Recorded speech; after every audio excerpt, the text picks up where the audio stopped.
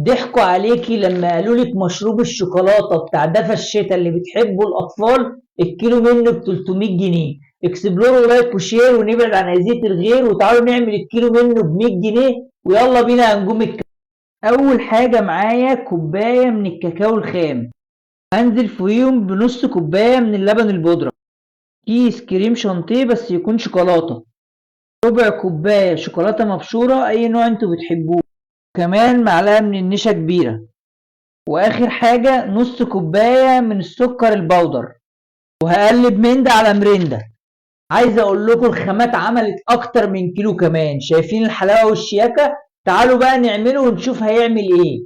اجيب كوباية وانزل فيها بمعلقة ونص، شوية مية صغيرين في كل كوباية، اجيب شوكة وبعد كده هضربهم كويس جدا.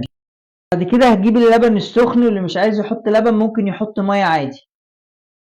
انا عايزك تتفرج على مشروب الشوكولاتة بتاع الكافيهات والاولاد بتحبه في البيت، اقتصادي اكسبلور كتير ومشاركات كتير يا نجوم الكوكب يا جامدين. بالنسبة للسكر بقى، السكر ده حسب الرغبة، اللي عايز يحط سكر تاني يحط.